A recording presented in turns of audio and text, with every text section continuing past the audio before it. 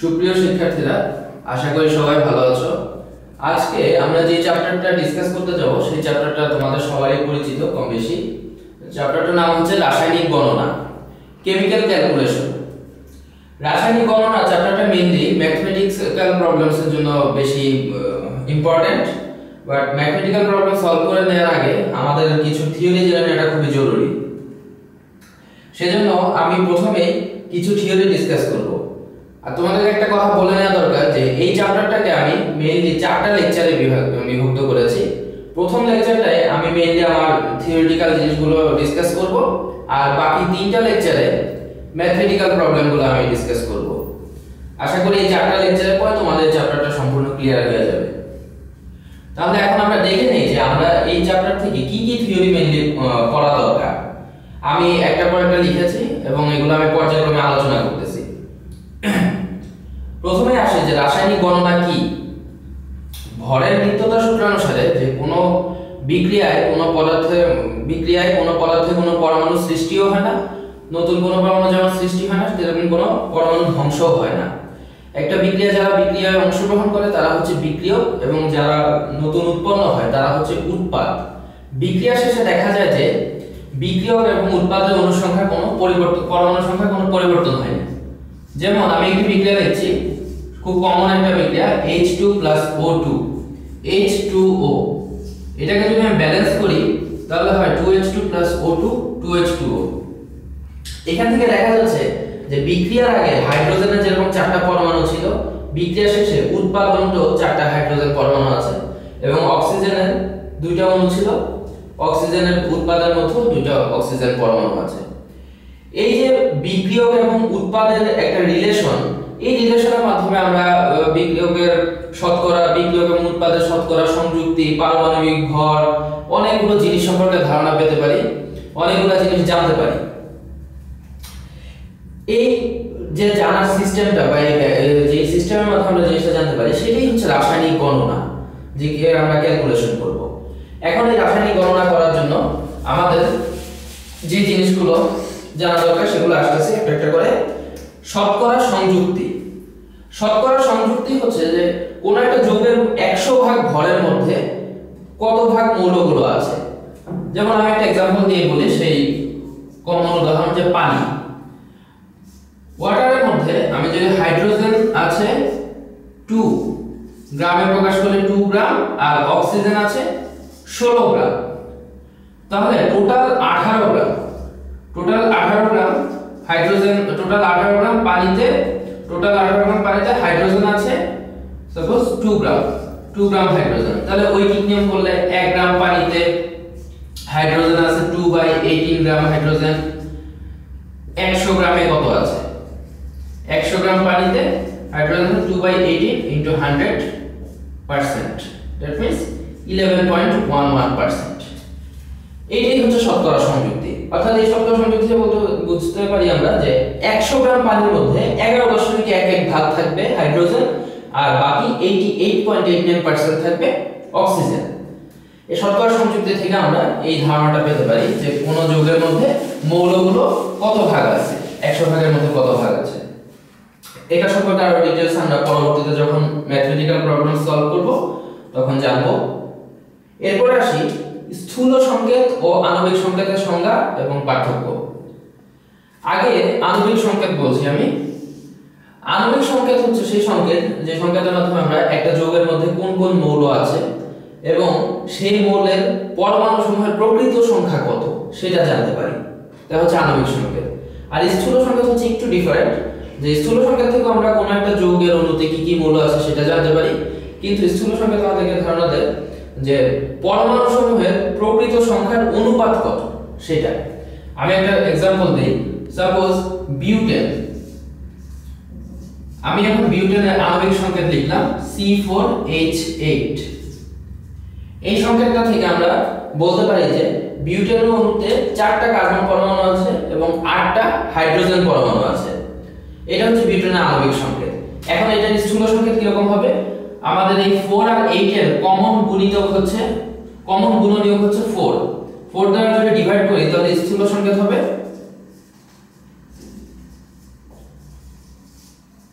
CH2।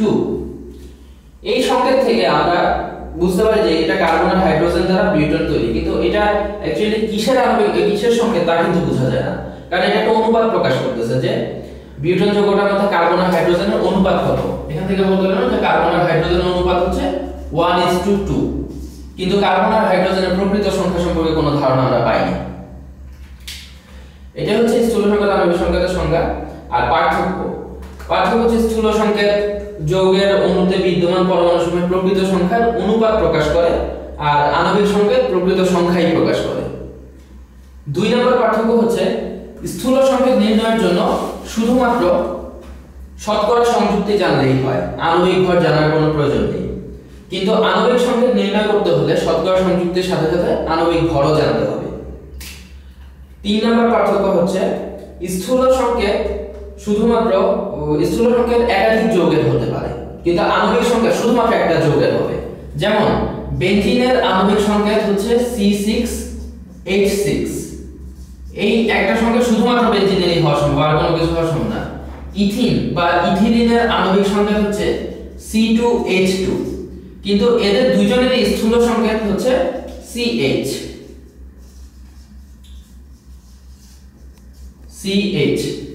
অর্থাৎ বেনজিন এবং ইথিন দুইজনের স্থূল সংকেত পেলাম CH, একাধিক যৌগের হচ্ছে, কিন্তু আণবিক সংকেত ইন্ডিভিজুয়াল, কখনো একাধিক যৌগের হতে পারে না। কোন হচ্ছে স্থূল সংকেত থেকে কোন যৌগের পরমাণু সম্পর্কে প্রকৃত ধারণা পাওয়া যায় না যে কয়টা পরমাণু আছে, কিন্তু আণবিক সংকেত থেকে আমরা প্রকৃত পরমাণু সংখ্যা জানতে পারবো যে কয়টা করে পরমাণু আছে। এটা হলো স্থূল সংকেত ও আণবিক সংকেত। এবার আসে গ্রাম পারমাণবিক ভর ও মোল। গ্রাম পারমাণবিক ভর কোন মৌলের পারমাণবিক ভরকে গ্রামে প্রকাশ করলে তাকে ওই মৌলের গ্রাম পারমাণবিক ভর বলা হয়। যেমন কার্বনের পারমাণবিক ভর হচ্ছে 12, এর কোনো একক নাই, কিন্তু যদি আমি একে গ্রামে প্রকাশ করি 12 গ্রাম, তাহলে সেই 12 গ্রামই হবে কার্বনের গ্রাম পারমাণবিক ভর। একইভাবে হাইড্রোজেনের গ্রাম পারমাণবিক ভর হবে 1 গ্রাম, অক্সিজেনের গ্রাম পারমাণবিক ভর হবে 16 গ্রাম। গ্রাম পারমাণবিক ভর শুধুমাত্র মৌলের হয়, কখনো যৌগের হয় না। মোল কোন যৌগের আণবিক ভরকে বলা হয় মোল। যেমন একটা যৌগ সোডিয়াম হাইড্রোক্সাইড, সোডিয়াম হাইড্রোক্সাইডের আণবিক ভর হচ্ছে 23 + 16 + 1, that means 40। এই আণবিক ভরকে যদি আমি গ্রামে প্রকাশ করি তাহলে সেটাই হবে মোল। মানে সোডিয়াম হাইড্রোক্সাইডের 1 মোল সমান 1 মোল equals to 40 গ্রাম। ঠিক একইভাবে সোডিয়াম হাইড্রোক্সাইডের 2 মোল equals to হবে 2 * 40 বা 80 গ্রাম। একইভাবে সালফিউরিক অ্যাসিডের 1 মোল সমান হবে 98 গ্রাম। কেমিস্ট্রিতে মোল ধারণাটা খুবই ইম্পর্টেন্ট একটা ধারণা। এবার আসি অ্যাভোগাড্রো সংখ্যা ও অ্যাভোগাড্রো ধ্রুবক। কোন যৌগের 1 মোলে সমান সংখ্যক অণু থাকে, কোন মৌলের 1 গ্রাম পরমাণুতে সমান সংখ্যক পরমাণু থাকে, এবং কোন আয়নের 1 গ্রাম আয়নের সমান সংখ্যক আয়ন থাকে। এই সংখ্যাটাকেই বলা হয়, এই যে সমান সংখ্যক আয়ন অণু বা পরমাণু থাকে, এই নির্দিষ্ট সংখ্যাটাই হচ্ছে অ্যাভোগাড্রো সংখ্যা। এবং যেহেতু যে কোনো বস্তুর 1 মোল বা 1 গ্রাম পরমাণুতে এটা ফিক্সড থাকে, তাই এটাকে বলা হয় অ্যাভোগাড্রো ধ্রুবক। এই সংখ্যাটাকে বলা হয় অ্যাভোগাড্রো ধ্রুবক। অ্যাভোগাড্রো সংখ্যাকে n দ্বারা প্রকাশ করা হয়, এবং এই n এর মান বৈজ্ঞানিকরা নির্ধারণ করেছেন 6.022 * 10⁻23। অর্থাৎ কোন মৌলের 1 গ্রাম পরমাণুতে 6.022 * 10⁻23 সংখ্যক পরমাণু থাকবে, কোন যৌগের 1 মোলে 6.022 * 10⁻23 সংখ্যক অণু থাকবে। কারণ কার্বনের 1 গ্রাম পরমাণু হচ্ছে 12 গ্রাম, 12 গ্রাম কার্বনে 6.022 * 10⁻23 সংখ্যক পরমাণু থাকবে। একটু আগে দেখানো সোডিয়াম হাইড্রোক্সাইডের 1 মোল সমান হচ্ছে 40 গ্রাম, 40 গ্রামে 6.022 * 10⁻23 সংখ্যক অণু থাকবে। যৌগের ক্ষেত্রে অণু থাকবে আর মৌলের ক্ষেত্রে পরমাণু থাকবে।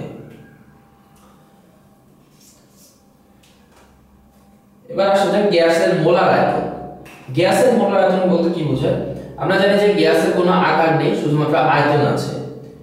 1 মোল গ্যাসের আয়তনকে বলা হয় গ্যাসের মোলার আয়তন। যে কোনো একটা গ্যাস নেই, suppose carbon die oxide gas. Carbon ডাই অক্সাইডের পারমাণবিক ভর, কার্বনের পারমাণবিক ভর 12, অক্সিজেনের 16 গুণ 2 44। এই 44 গ্রাম কার্বন ডাই অক্সাইড মিন্স 1 মোল কার্বন ডাই অক্সাইড। এই 44 গ্রাম কার্বন ডাই অক্সাইড বা 1 মোল কার্বন ডাই অক্সাইড যে পরিমাণ আয়তন দখল করবে একটা পাত্রের মধ্যে, একটা পাত্র যদি আমরা নেই, সেই পাত্রের মধ্যে 1 মোল কার্বন ডাই অক্সাইড বা 44 গ্রাম কার্বন ডাই অক্সাইড রাখা হলে সেটা যে পরিমাণ আয়তন দখল করবে এই আয়তনটাই হচ্ছে মোলার আয়তন। এটাই হবে কার্বন ডাই অক্সাইড গ্যাসের মোলার আয়তন। ঠিক একই ভাবে অন্যান্য গ্যাসের 1 মোল যে পরিমাণ আয়তন দখল করবে সেটাই ওই গ্যাসের মোলার আয়তন। এখানে একটা ইম্পর্টেন্ট করোলারি আছে বা অনুসিদ্ধান্ত আছে অ্যাভোগাড্রোর। অ্যাভোগাড্রোর গ্যাস আয়তন ফর্মুলা থেকে আমরা তিনটা করোলারি পাওয়া যায়। তার থার্ড করোলারিটা হচ্ছে একই তাপমাত্রা ও চাপে সকল গ্যাসের মোলার আয়তন সমান। একই তাপমাত্রা ও চাপে সকল গ্যাসের মোলার আয়তন সমান এবং এসটিপি তে, এসটিপি মানে স্ট্যান্ডার্ড টেম্পারেচার এন্ড প্রেসার, অর্থাৎ প্রমাণ তাপমাত্রা ও চাপে তা 22.4 লিটার। এখন এসটিপি কি জিনিস সেটা একটু জেনে নিই। এসটিপি মানে হচ্ছে স্ট্যান্ডার্ড টেম্পারেচার এন্ড প্রেসার। বিজ্ঞানীরা বিভিন্ন পদার্থের আয়তন মেজারমেন্টের সুবিধার জন্য একটা তাপমাত্রা এবং চাপকে নির্দিষ্ট করেছেন, যাকে বলা হয় স্ট্যান্ডার্ড টেম্পারেচার এন্ড প্রেসার, বাংলায় বলে প্রমাণ তাপমাত্রা ও চাপ। সেই টেম্পারেচার ভ্যালু হচ্ছে 0 ডিগ্রি সেলসিয়াস বা 273 কেলভিন, আর চাপের মানটা হচ্ছে 1 অ্যাটমোস্ফিয়ার। এখন অ্যাভোগাড্রো বললেন যে একই তাপমাত্রা ও চাপে সকল গ্যাসের মোলার আয়তন সমান, অর্থাৎ আমরা কয়েকটা গ্যাস নেই, কার্বন ডাই অক্সাইড, অ্যামোনিয়া, আর একটা মৌলিক গ্যাস নেই NH3 sorry N2 nitrogen gas. Carbon ডাই অক্সাইডের 1 মোল মানে 44 গ্রাম, অ্যামোনিয়ার 17 গ্রাম, নাইট্রোজেনের 28 গ্রাম। এই তিনটা গ্যাসকে যদি এসটিপি কন্ডিশনে রাখা হয়, অর্থাৎ 0 ডিগ্রি সেলসিয়াস বা 273 কেলভিন ও 1 অ্যাটমোস্ফিয়ার চাপে রাখা হয়, তাহলে তাদের প্রত্যেকের আয়তন হবে 22.4 লিটার। প্রত্যেকের আয়তন 22.4 লিটার।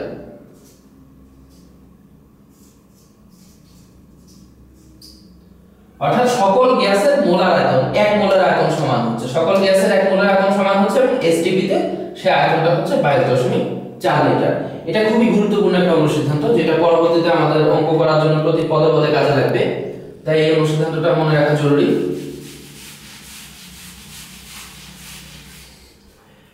গ্যাসের মোলার আয়তন শেষ হলো। এখন আসি আমরা আরো ইম্পর্টেন্ট তিনটা টার্ম, মোলার দ্রবণ ও মোলারিটি। ফার্স্ট, মোলার দ্রবণ স্থির আয়তন, স্থির তাপমাত্রায় 1 লিটার আয়তনের দ্রবণে, 1 লিটার আয়তনের দ্রবণে যত মোল দ্রবণ দ্রবীভূত থাকে তাকে ওই দ্রবণের মোলারিটি বলা হয়। আর যদি 1 মোল দ্রবণ দ্রবীভূত থাকে তাহলে তাকে বলা হয় মোলার দ্রবণ। আমি আরেকবার রিপিট করছি, স্থির তাপমাত্রায় 1 লিটার দ্রবণের মধ্যে যদি 1 মোল দ্রবণ দ্রবীভূত থাকে, 1 লিটার দ্রবণের মধ্যে 1 লিটার দ্রবণে 1 মোল দ্রবণ দ্রবীভূত থাকলে 1 মোল দ্রবণ দ্রবীভূত থাকলে তাকে বলা হবে 1 m বা 1 মোল দ্রবণ। মোলারকে m দ্বারা প্রকাশ করা হয়, মোলারকে m দ্বারা প্রকাশ করা হয়। তাহলে দেখ সালফিউরিক অ্যাসিডের 1 মোল সমান হচ্ছে 98 গ্রাম। এখন 1 লিটার বা 1000 ml দ্রবণে 98 গ্রাম সালফিউরিক অ্যাসিড থাকলে, 98 গ্রাম সালফিউরিক অ্যাসিড থাকলে তাকে বলা হবে, তা হবে 1 m H2SO4 দ্রবণ। H2SO4 দ্রবণ যদি 1 লিটার বা 1000 ml দ্রবণে 2 * 98 মানে 196 সালফিউরিক অ্যাসিড দ্রবীভূত থাকে, তাহলে সেটা হবে 2m দ্রবণ। ঠিক একইভাবে মোলারিটি মেজার করতে পারবো।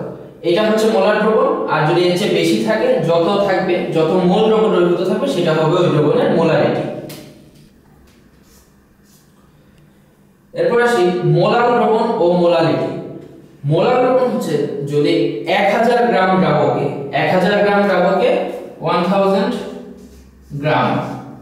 বা 1 কেজি দ্রাবকে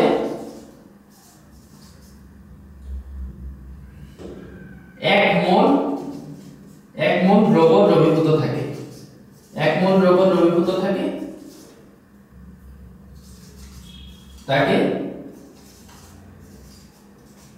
1m মোলালিটিকে ছোট m দ্বারা প্রকাশ করা হয় 1m দ্রবণ বলে। 1m দ্রবণ বলে। পার্থক্যটা এখানে যে আগের বার আমরা মোলারিটিতে দ্রবণকে লিটারে প্রকাশ করেছিলাম, আর এক্ষেত্রে দ্রাবককে আমরা গ্রামে প্রকাশ করছি, অর্থাৎ ভরের ভিত্তিতে প্রকাশ করা হচ্ছে, তাকে 1m দ্রবণ বলে।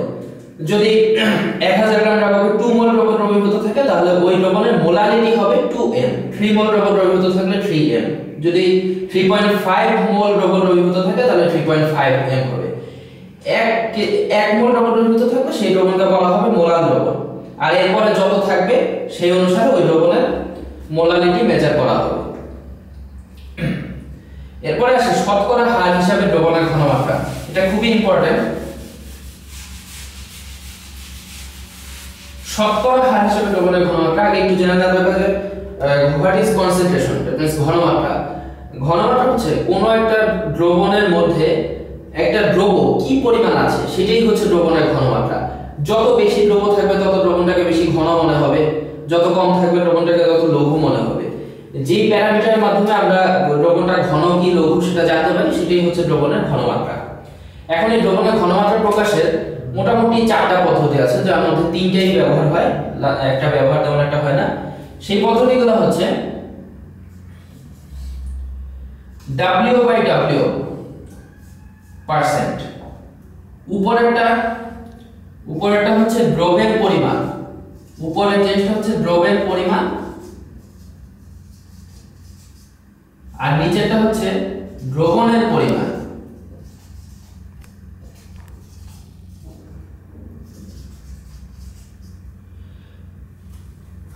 দ্রবণকে যদি গ্রামে প্রকাশ করা হয় এবং দ্রবকেও যদি গ্রামে প্রকাশ করা হয় তাহলে যেটা হয় সেটা হচ্ছে W/W। সাপোজ কোন একটা দ্রবণ 10% W/W সোডিয়াম কার্বনেট দ্রবণ, 10% W/W সোডিয়াম কার্বনেট দ্রবণ। এটা বলতে বোঝায় 10% মানে 10/100, দুইটাই গ্রামে প্রকাশ করা হয়েছে। তার মানে 100 গ্রাম দ্রবণে 10 গ্রাম সোডিয়াম কার্বনেট দ্রবীভূত আছে, 10 গ্রাম সোডিয়াম কার্বনেট দ্রবীভূত আছে। এক্ষেত্রে দ্রবণ এবং দ্রব্য দুইটাকেই আমরা গ্রামে প্রকাশ করেছি, এই জন্য এটাকে W/W, W ওয়েট শব্দটা থেকে W শব্দটা এসেছে, W/W পার্সেন্টেজ। সেকেন্ড যে মেথডটা প্রচলিত, যেটা সবচেয়ে বেশি প্রচলিত, এটা হচ্ছে W/V পার্সেন্ট। অর্থাৎ দ্রব্যটাকে গ্রামে প্রকাশ করা হবে কিন্তু দ্রবণের পরিমাণকে মিলিলিটারে প্রকাশ করা হবে, অর্থাৎ আয়তন অনুপাতে প্রকাশ করা হবে, সেটা হচ্ছে W/V পার্সেন্ট।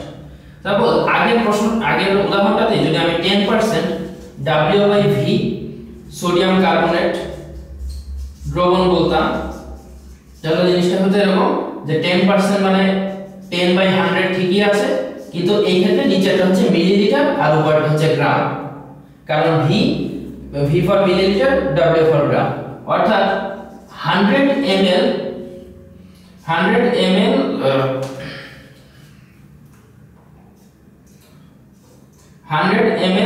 দ্রবণে 10 গ্রাম সোডিয়াম কার্বনেট দ্রবীভূত আছে, 10 গ্রাম সোডিয়াম কার্বনেট দ্রবীভূত আছে। এই গেল। সাধারণত কিছু বলা না থাকলে, যদি এরকম ব্র্যাকেটে কিছু দেওয়া না থাকে তাহলে আমরা ধরে নিব যে এটা W/V ফরম্যাটে আছে, অর্থাৎ দ্রবণটাকে আয়তন অনুপাতে এবং দ্রব্যটাকে ওজন অনুপাতে প্রকাশ করা হয়েছে। এখন থার্ড নিয়মে চলে আসি। থার্ডটা হচ্ছে V/V পার্সেন্ট। তার মানে দ্রবণকেও আয়তনের মাধ্যমে প্রকাশ করা হবে, অর্থাৎ মিলিলিটারে। খেয়াল রাখতে হবে সবসময় আয়তনকে মিলিলিটারে প্রকাশ করা হবে এবং ওজনকে গ্রামেই প্রকাশ করা হবে, এবং উপরে দ্রব্যের পরিমাণকেও আয়তনের মাধ্যমে প্রকাশ করা হবে। সেম এজ আমরা যদি বলি যে 10% V/V C6H6 দ্রবণ, অর্থাৎ বেনজিন দ্রবণ, দুইটাই লিকুইড। এই ক্ষেত্রে 10% আগের নিয়মে 10/100, তবে এই ক্ষেত্রে দুইটাই হবে ml, 100 ও হবে ml, অর্থাৎ 100 ml দ্রবণে 10 ml বেনজিন দ্রবীভূত আছে, 10 ml বেনজিন দ্রবীভূত আছে।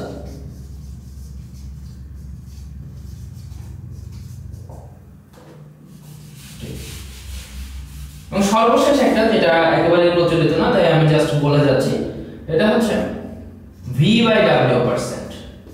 অর্থাৎ আগের উদাহরণগুলো থেকে এখন ক্লিয়ার বুঝে যাচ্ছে, দ্রবের পরিমাণকে আয়তন অনুপাতে প্রকাশ করা হবে এবং দ্রবণের পরিমাণকে গ্রামের মাধ্যমে প্রকাশ করা হবে, সেটা হচ্ছে V/W%।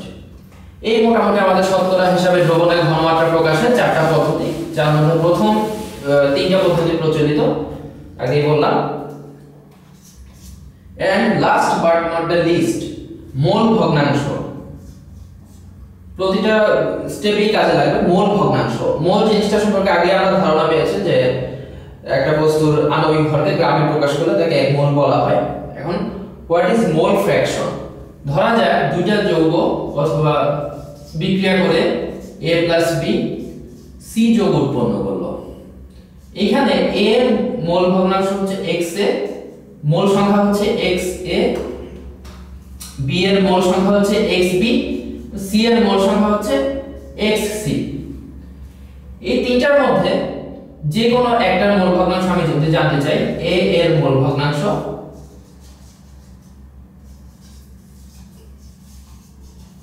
সেটা হবে বিক্রিয়ায় উপস্থিত টোটাল মোল ভগ্নাংশ XA + XB + XC, আর উপরে থাকবে যে জিনিসটা আমি মোল ভগ্নাংশ জানি সেটা, অর্থাৎ A। অর্থাৎ এটা বলা যায় যে যে কোনো একটা যৌগের মোল সংখ্যা ডিভাইডেড বাই টোটাল সমস্ত যৌগগুলোর মোল সংখ্যার যোগফলের যে অনুপাত, সেটাই হচ্ছে মোল ভগ্নাংশ। মোল ভগ্নাংশ অবশ্যই একটা অনুপাত, এর কোনো একক নেই। ঠিক একইভাবে B এর মোল ভগ্নাংশ হবে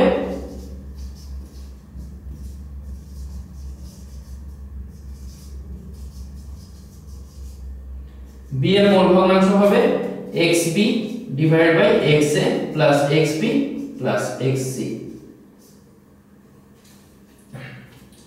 এই ছিল মোটামুটি আমাদের আজকের থিওরিটিক্যাল আলোচনা। আশা করি নেক্সট ক্লাসে আমরা এই ইয়াগুলো, আজকের ডিসকাশনগুলো যদি ভালোভাবে বোঝা যায়, তাহলে নেক্সট ক্লাস থেকে আমরা ইনশাআল্লাহ ম্যাথস গুলো কন্টিনিউ করতে পারবো এবং ম্যাথমেটিক্যাল প্রবলেমগুলো নিয়ে আমাদের আশা করি আর সমস্যা থাকবে না। ছোটখাটো কোনো ভুল হয়ে থাকলে তার জন্য ক্ষমা প্রার্থী।